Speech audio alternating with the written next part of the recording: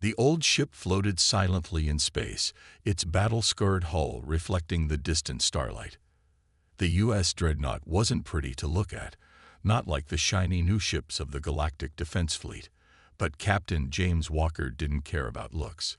He stood on the bridge, his weathered hands resting on the old metal railing as he watched his crew work at their stations. The ship might be 75 years old, but every creak and groan told him a story. "Captain, incoming transmission from Fleet Command," said Tom Miller, the communications officer. His console was one of the few modern additions to the bridge, a compromise Walker had been forced to accept. "Put it through," Walker said, straightening his uniform. He knew what was coming. It was always the same thing these days. Admiral White's hologram appeared in the center of the bridge. Even through the blue glow of the projection, Walker could see the frustration on his old friend's face. "Jim, the council is pushing again. They want the dreadnought decommissioned. They say maintaining an outdated vessel is a waste of resources." Walker shook his head. "Tell them what I always tell them, Bill. This ship has survived 3 wars, 2 alien invasions, and more battles than their entire modern fleet combined. She's not outdated. She's proven. Times change, Jim. The new ships have AI targeting systems, quantum shields, neural interfaces. Your crew still uses manual targeting and mechanical controls. And that's exactly why we're still alive," Walker said, walking through the hologram to look out the main viewport. "When the Spiral Arm rebels used their virus weapons 6 years ago, what happened to those AI targeting systems? When the Cloud Raiders deploy their quantum scramblers, what good were those neural interfaces? But the dreadnought? We kept fighting. Because you can't hack a mechanical trigger, Bill. You can't scramble a human brain that knows its ship inside and out." The Admiral sighed. "I understand, Jim. But I can't keep fighting them on this. The best I can do is give you a quiet post. There's a mining colony in the Outer Rim that needs protection." "A retirement post," Walker said bitterly. "You're putting us out to pasture." "I'm keeping you in service," White countered. "Take it, Jim. Please, before they force my hand." Walker looked around his bridge. He saw Mike Roberts at navigation, his fingers dancing across actual physical controls that gave real feedback. Lisa Cooper at weapons, who could calculate firing solutions in her head because she understood the physics, not just the computers. Robert Thompson, the chief engineer who knew every pipe, every wire, every bolt of the dreadnought's massive engines. "Fine," Walker said finally. "Send us the coordinates. But Bill, when something goes wrong with all their fancy new technology, and it will, don't forget we're out there." The hologram nodded and disappeared. Walker turned to his crew, who had all pretended not to listen to the conversation. "Well, you heard that. We're being sent to guard rocks and miners. Anyone who wants to transfer to a more exciting post, now's your chance." Nobody moved. Roberts actually laughed. "With respect, Captain, I don't trust those new neural interfaces. I like feeling my ship respond to my touch. The day I let a computer tell me how to fire my guns is the day I quit," Cooper added from her station. "Sir," Thompson's voice came over the intercom from engineering. "Captain, if they want to decommission this ship, they'll have to drag me out of the engine room. These engines still have stories to tell." Walker smiled, feeling the familiar pride in his crew. The dreadnought wasn't just a ship to them. It was home. A home they had all fought to protect and maintain despite the constant pressure to scrap her for parts. Over the next few days, the dreadnought made its way to the Outer Rim. The trip took longer than it would have in a modern ship. The dreadnought's faster-than-light drive was efficient, but not as quick as the new quantum slip engines. Walker used the time to run drills, keeping his crew sharp. They'd practiced manual overrides, emergency procedures, and even old-style Morse code. The younger crew members sometimes questioned these outdated practices, but the veterans knew better. The mining colony came into view on the 7th day. It wasn't much to look at. A cluster of habitation domes on a rocky planetoid, surrounded by automated mining rigs. The colony's small port could barely accommodate the dreadnought's bulk, but Walker's crew knew their business. They eased the massive ship into orbit with a precision that only came from years of experience. "Standard patrol pattern, Mr. Roberts," Walker ordered. "Miss Cooper, maintain passive scans. Just because we're in the middle of nowhere doesn't mean we get sloppy." The crew acknowledged their orders, settling into their routine. Walker watched them work, remembering when this same bridge had been crowded with young officers from the academy, all eager to learn about the ancient systems. Now they were lucky if they got one visit a year from curious engineers wanting to study the primitive technology. That night, as Walker sat in his quarters reviewing maintenance reports, he ran his hand along the real wood desk. Another outdated feature of the old ship. A small alert flashed on his tablet, and he pulled up the message. It was from Admiral White, marked personal. "Jim," the message read, "I bought you some time. The mining colony contract is for 1 year. Use it wisely. And keep your powder dry, old friend. My sources say there's something stirring out in the dark spaces. When it hits, all these fancy new ships might learn a thing or two about why we kept ships like yours around for so long. Watch your back. Bill." Walker leaned back in his chair, feeling the subtle vibration of the dreadnought's engines through the deck plates. Out there in the darkness of space, among all the shiny new ships with their quantum this and neural that, his old warrior still had her place. And somehow, he knew that sooner or later, the galaxy would remember why. He closed the message and walked to his viewport, watching the stars drift by. The dreadnought might be old, but she was far from finished. And if trouble was coming, well, trouble would learn what Walker and his crew had known all along. Sometimes the old ways were the best ways. 3 weeks into their guard duty at the mining colony, the crew of the dreadnought had fallen into a steady routine. The ship made slow, careful circles around the colony, its old sensors keeping watch over the miners as they worked. It wasn't exciting work, but it was peaceful. That peace was about to end. "Captain to the bridge." Tom Miller's voice crackled over the intercom, jerking Walker awake. He was moving before his feet hit the floor, years of training taking over. Something in Miller's voice told him this wasn't a drill. The bridge was already busy when Walker arrived. "Report," he ordered, taking his place at the command station. "Distress signal, sir," Miller said, his fingers working the communications console. "From a cargo ship. They say they're under attack by pirates." He paused, frowning at his screen. "It's strange, though. The signal's pretty clear for this sector." Walker nodded. Too clear. In his experience, real distress signals were usually broken, garbled by damage or interference. "Location: about 30 minutes at full speed, sir. Just on the edge of our patrol zone." Walker studied the tactical display. The signal was coming from a spot near a cluster of asteroids. Perfect for an ambush. But if there really was a ship in trouble out there, "Signal the colony that we're investigating a distress call," Walker ordered. "Then get me Admiral White on a secure channel." The Admiral's hologram appeared quickly, too quickly, Walker thought, almost like he'd been waiting for the call. "Jim," White said, his face grim, "I assume you picked up the distress signal. You know about it. 3 of our newest cruisers are already responding: the Valiant, the Defender, and the Swift. Top-of-the-line ships, quantum drives, full AI integration." White's image flickered. "Jim, be careful out there. My sources were right. Something's stirring." The transmission cut off abruptly. Walker turned to his crew. "Battle stations. This isn't a rescue mission. It's a trap. And we're going to spring it." Red alert klaxons sounded throughout the ship as the crew prepared for combat. In engineering, Thompson coaxed extra power from the old engines. At weapons, Cooper ran manual checks on every gun. Roberts plotted a course that would bring them in behind the asteroid field.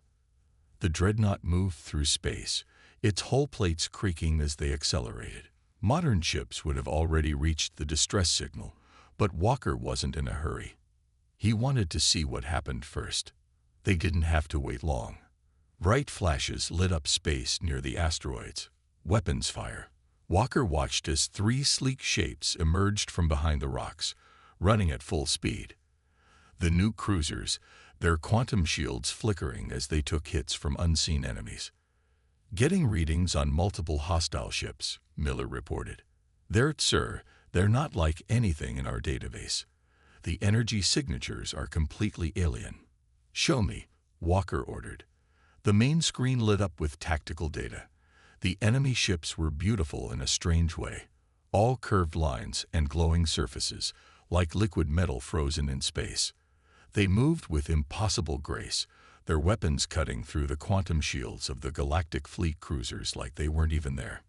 Sir, Cooper said from her weapons station, those new ships, their targeting systems are automated.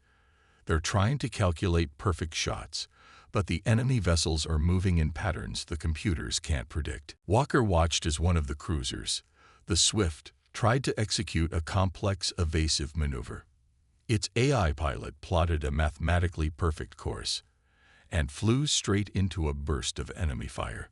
The ship's quantum shields flared and died, and moments later the Swift itself exploded in a silent flash. The enemy knows our technology, Walker said quietly. They know exactly how our modern ships think and move, because they've studied them. He turned to his crew. But they haven't studied us. The Defender was the next to go, its AI trying desperately to find a pattern in the enemy attacks. There wasn't one. The alien ships were flying on pure instinct, their movements random and unpredictable. The Valiant lasted longer, its captain apparently having switched to manual control, but it too succumbed to the overwhelming fire. Walker waited until the enemy ships started moving toward the mining colony. Then he gave the order everyone was waiting for. Take us in, Mr. Roberts. All power to the old systems. Nothing quantum, nothing automated. We do this the way we trained. The Dreadnought's engines roared to life, pushing the massive ship forward. In engineering, Thompson and his team worked their controls by hand, adjusting power flow and system balance through experience rather than computer guidance. Cooper's fingers rested on the manual firing controls, her mind already calculating trajectories the old way. The enemy ships noticed them. Of course. The first shots came in. Strange, twisting beams of energy that should have torn through their hull. But the Dreadnought's old armor was thick, solid, built to take hits rather than deflect them. Where modern quantum shields would have failed, simple metal held. They're trying to get a target lock, Miller reported, watching his instruments. Their sensors keep sliding off our hull. They're looking for electronic signatures, but we're running dark. That's right, Walker smiled. Sometimes the best technology is no technology at all. Ms. Cooper, show them what old-fashioned gunnery can do. Cooper's hands moved across her console. The Dreadnought's main guns, massive rail cannons that fired actual physical projectiles, roared to life. There was no sophisticated targeting computer, no AI to calculate the perfect shot. Just human skill and years of practice. The first volley caught the enemy completely by surprise. They had expected energy weapons, things their advanced shields could deflect. Instead, they were hit by solid metal traveling at incredible speeds. Two of the alien ships spun away, their beautiful hulls torn open to space. They're regrouping, Roberts called out, trying to surround us. Let them try, Walker said. Keep us moving, random pattern. No computers. I want you to fly her like you feel it. Roberts grinned and did exactly that. The Dreadnought might be old and slow compared to modern ships, but she was built solid. Her bulk became an advantage as Roberts sent her spinning through space, using momentum and mass to keep the enemy off balance. More alien ships appeared from behind the asteroids. Clearly, they hadn't expected to need their full force for this attack. They came in fast, their weapons blazing with strange energy. The Dreadnought took hits, her hull glowing red in places, but she kept fighting. Cooper's gunnery crews worked their weapons with practiced precision, filling space with simple kinetic projectiles that the enemy's advanced shields couldn't handle. Thompson kept the power flowing, his engineering team working in perfect sync, knowing exactly how much stress each system could take. When the last alien ship finally retreated, trailing atmosphere and debris, the dreadnought's hull was scorched and pitted, but she was still fighting fit. Walker looked around his bridge at his tired but proud crew. "Send a message to Fleet Command," he ordered Miller. Tell them the old girl still has some fight left in her. And we're going to need it." He paused, watching the alien ship disappear into the darkness of space. "Because I have a feeling they'll be back. And next time, they'll bring their real fleet." The dreadnought limped back to the mining colony, its ancient hull bearing fresh scars from the battle. In engineering, Thompson worked with his team to repair what they could, but everyone knew they needed supplies. More importantly, they needed information. Walker stood on his bridge, watching the repair drones crawl across the external hull cameras. The enemy ships had been like nothing he'd ever seen before, and he'd seen plenty in his years of service. His thoughts were interrupted by Miller's voice. "Captain, incoming transmission from Fleet Command. Priority 1. This time, when Admiral White's hologram appeared, he wasn't alone. A tall figure in the dark blue uniform of Galactic Intelligence stood beside him. Walker recognized him as Director Adams, head of the Intelligence Division. "Captain Walker," Adams spoke first, his voice crisp. "Your encounter with the Meridian Empire's scout fleet has confirmed our worst fears." "The Meridian Empire?" Walker asked, the name unfamiliar. "A species from beyond the galactic rim," Adams explained. "They've been watching us for years, studying our technology, our tactics. Those ships you fought, they were testing our defenses, analyzing our responses. And you, Captain, just threw them completely off balance." Walker understood. "Because we didn't fight the way they expected." "Exactly." White cut in. "Every simulation they've run, every battle plan they've made, is based on our current technology. AI systems, quantum shields, neural interfaces. But the dreadnought," he smiled. "You can't simulate what you don't understand. We're sending you everything we have on the Meridians," Adams said. "But more importantly, we're sending you supplies and reinforcements. You're no longer just guarding a mining colony, Captain. You're our best hope of stopping what's coming." The transmission ended, and moments later, data began flowing into the ship's computers. Walker gathered his senior staff in the briefing room to review what they'd learned. The Meridian Empire was vast, powerful, and methodical. They conquered through perfect preparation, studying their enemies until they knew exactly how to defeat them. "Look at this," Thompson said, pointing to a technical analysis. "Their whole battle strategy is based on predicting enemy movements. Their computers analyze patterns in our ship designs, our tactical doctrines, even the way our crews are trained. They build their attacks around that knowledge." "But they can't predict what they don't understand," Cooper added, catching on. "Our manual targeting, our mechanical systems. We're analog fighters in a digital war," Roberts finished. "And that makes us dangerous." Walker nodded. "That's why we're going to strip out every modern upgrade they forced on us. Thompson, I want the dreadnought running on her original systems only. Everything else goes dark." Over the next few days, the crew worked tirelessly. Modern targeting computers were disconnected. Quantum communication arrays were powered down. Even the holographic displays were replaced with old-style screens. The dreadnought was going back to basics. Supply ships arrived, bringing ammunition for the rail guns and spare parts for the old systems. They also brought news. Long-range sensors had detected a massive Meridian fleet moving toward their sector. The enemy had decided to deal with the troublesome old ship personally. Walker had his crew run constant drills, practicing everything without computer assistance. Cooper's gunners worked with manual sights and physical triggers. Roberts and his navigation team plotted courses using actual charts and calculations. In engineering, Thompson stripped systems down to their most basic components, eliminating anything that could be hacked or predicted. "They'll try to jam our communications first," Walker told his crew during a briefing. "When that fails, they'll attempt to hack our systems. When that fails, they'll try to predict our movements. And when all of that fails," he smiled grimly, "they'll have to fight us the old-fashioned way. And that's when we'll have them." The waiting was the hardest part. The crew knew the Meridians were coming, but not exactly when.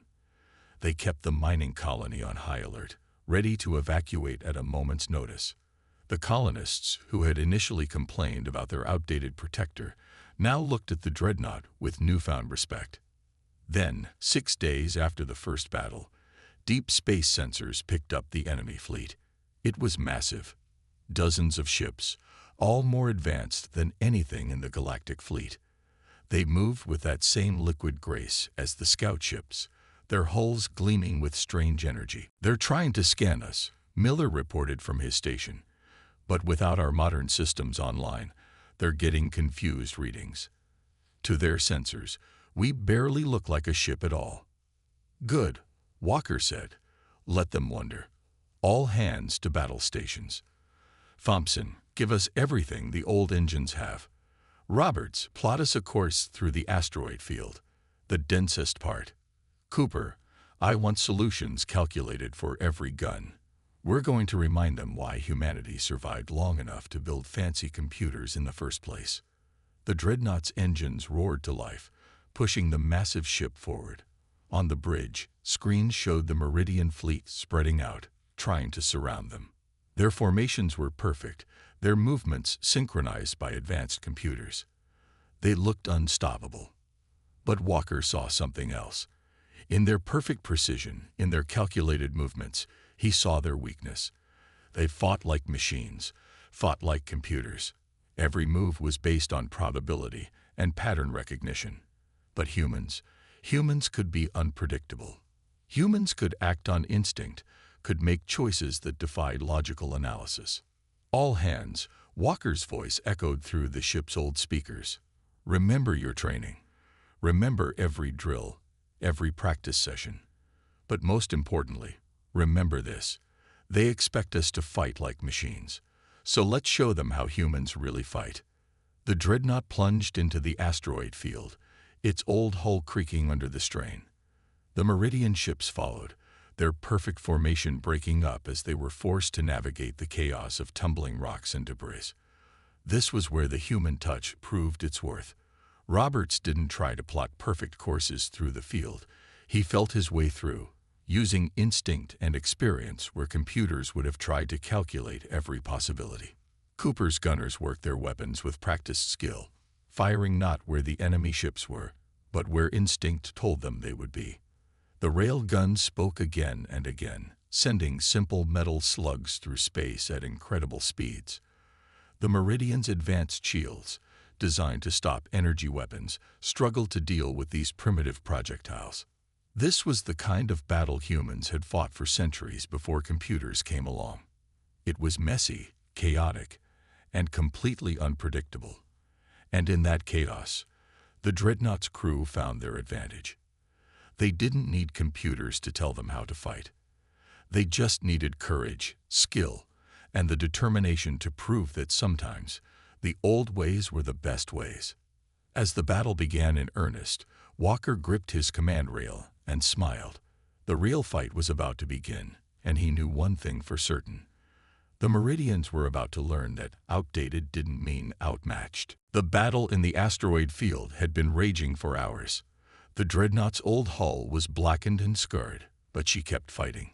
3 Meridian ships had already fallen to her guns, their perfect formations broken by the unpredictable human tactics.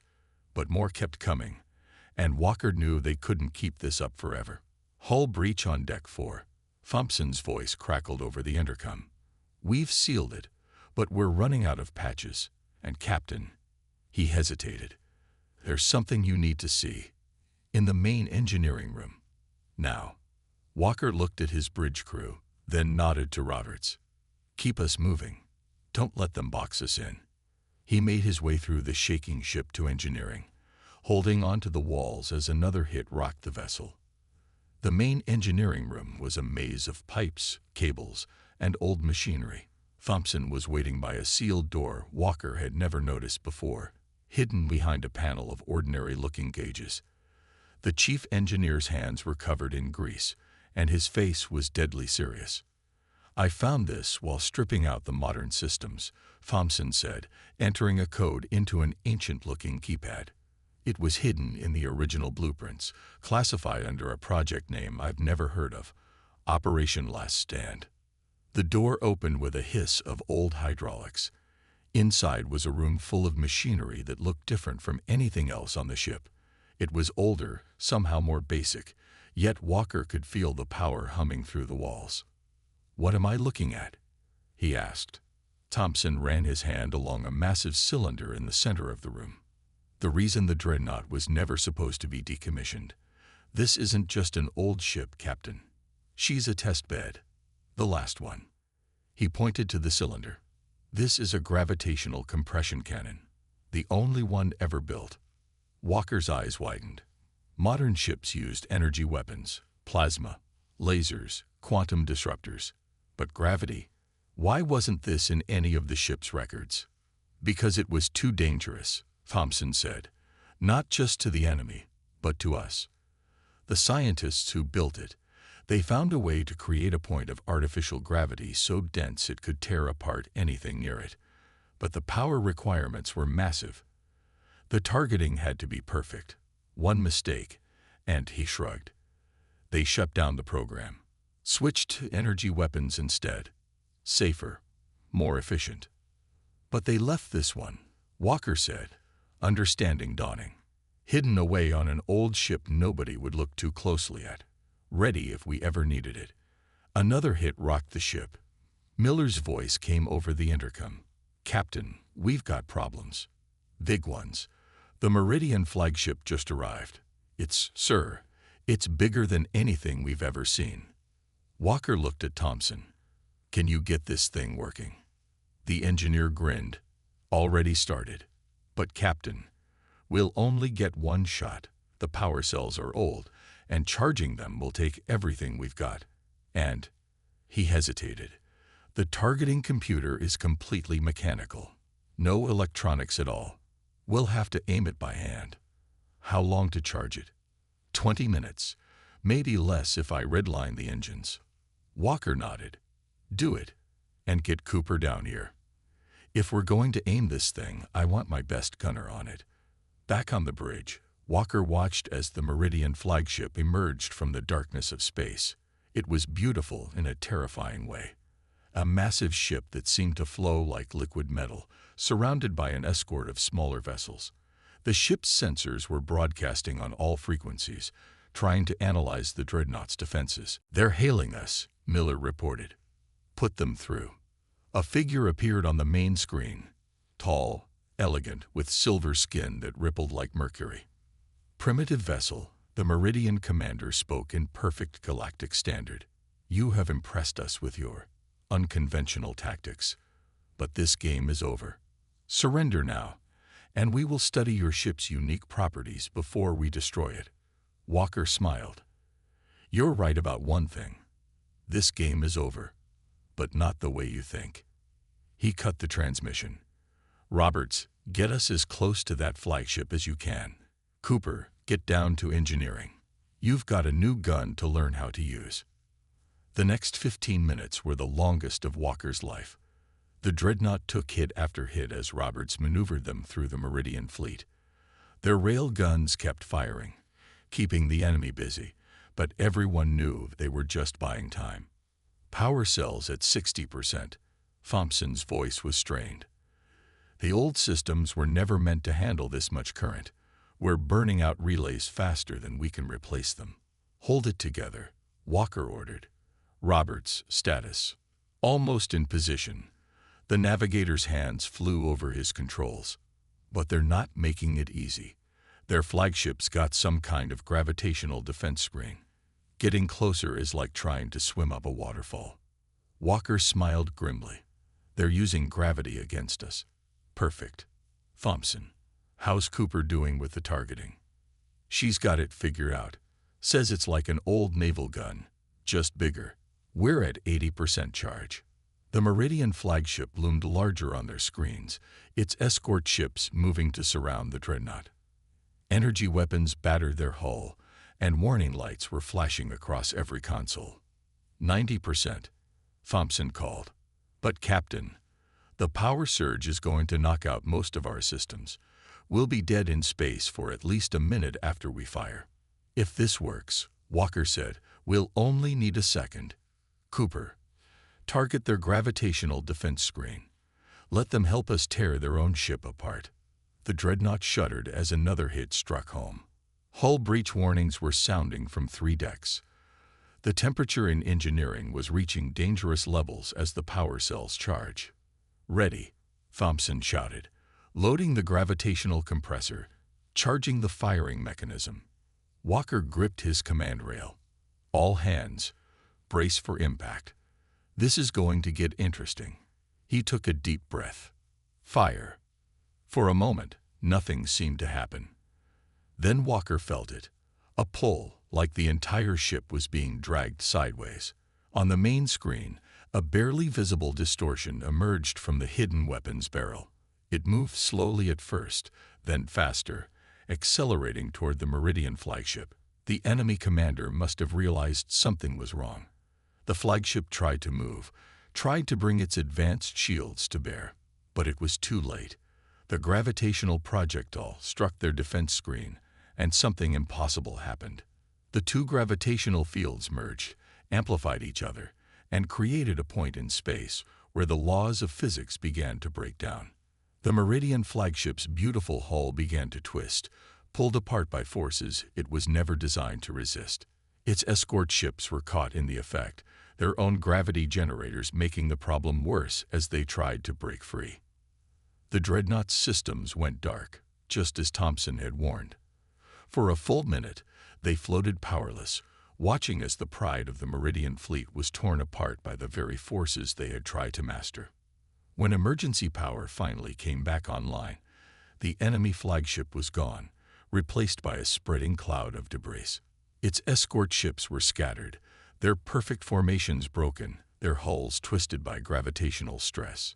Send a message to any surviving Meridian ships, Walker ordered Miller. Tell them this is what happens when you underestimate old technology.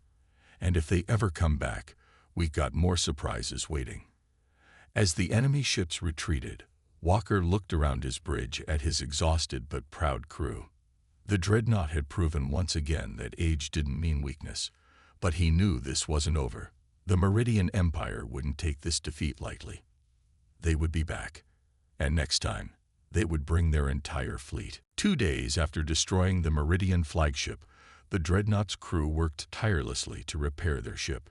The gravitational weapon had taken a toll on the old vessel, power conduits were burned out, hull plates were buckled, and half their systems needed rebuilding. But they all knew they didn't have much time. The Meridians would return, and they would be angry. Message from Fleet Command. Miller called out from his station. His console was one of the few fully functioning systems left. Admiral White is requesting an emergency conference.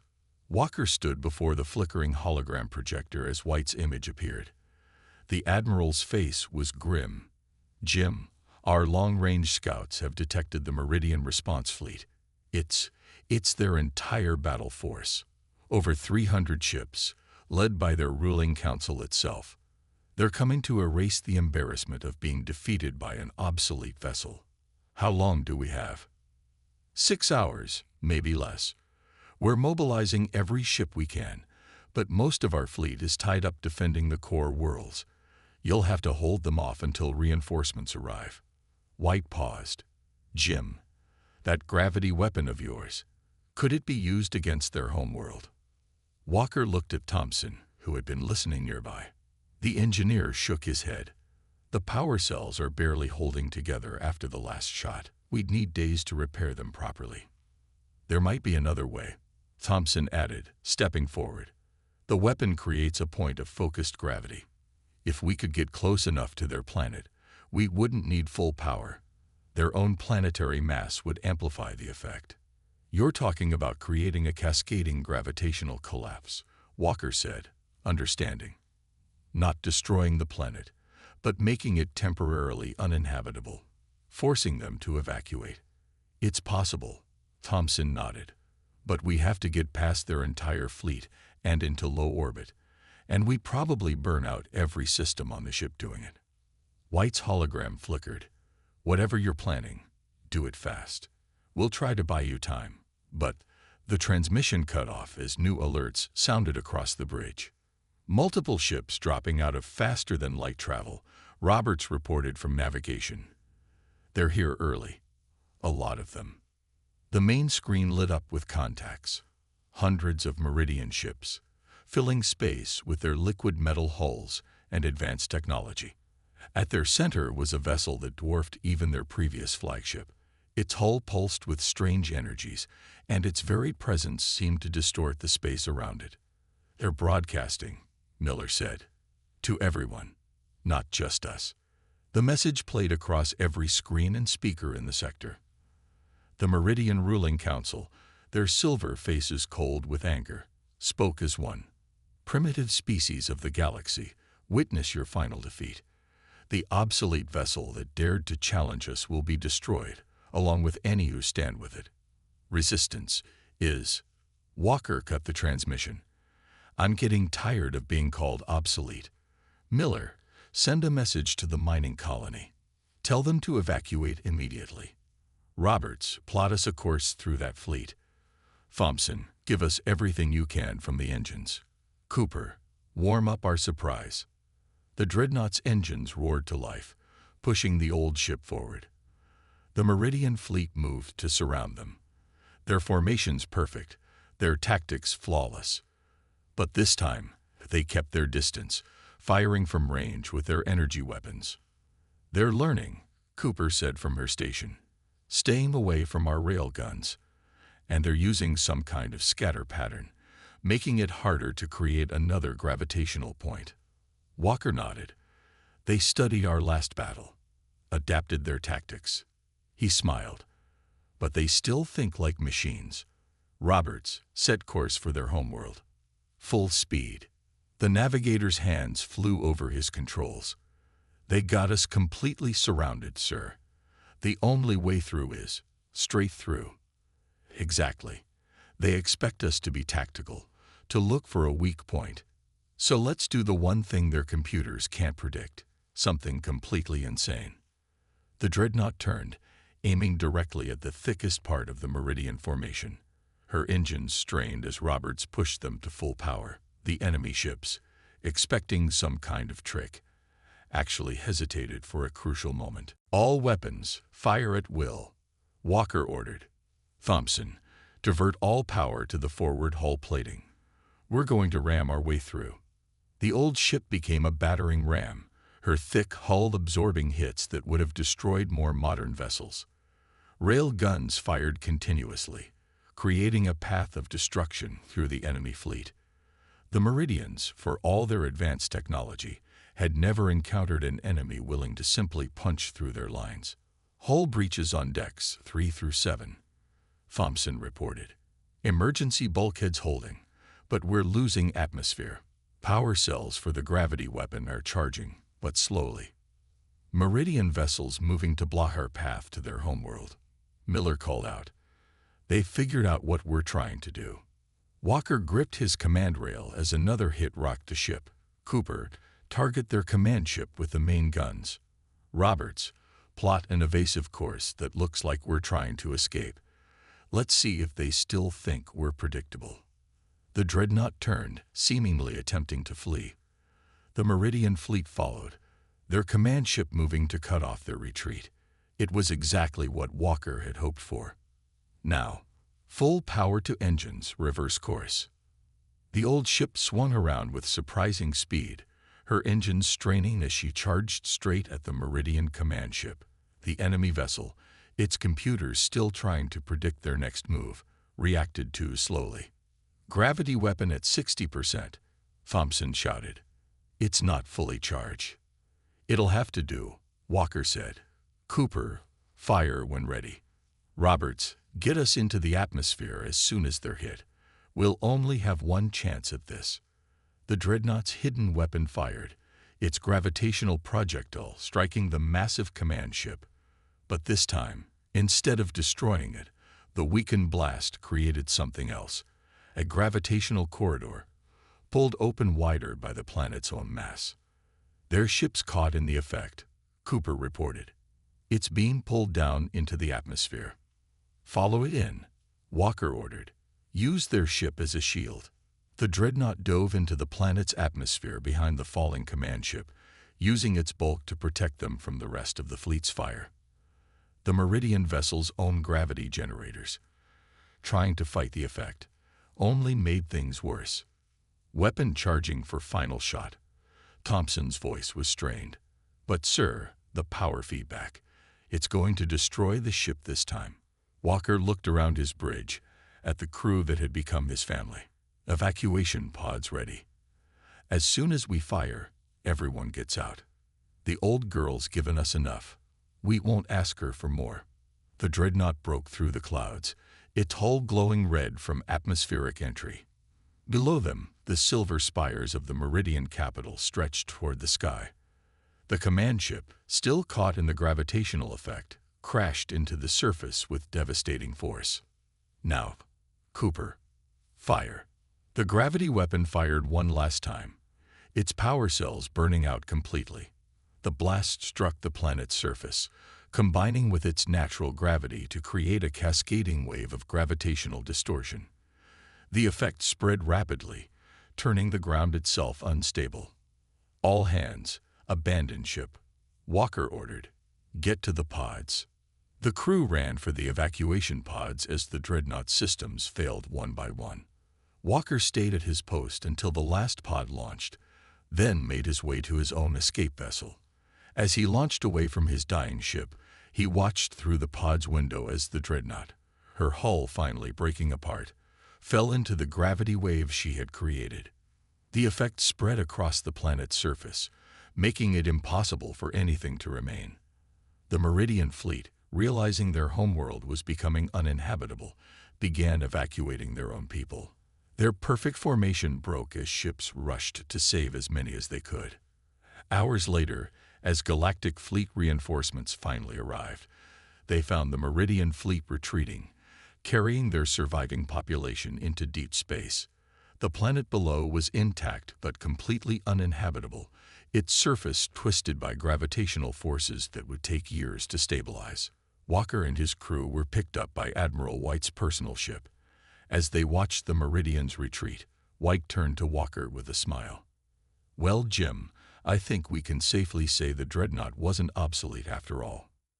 Walker looked at his crew, tired, injured, but alive and proud. "No, sir, she wasn't. She was just waiting for the right moment to show everyone that sometimes the old ways aren't just the best ways. Sometimes they're the only ways that work."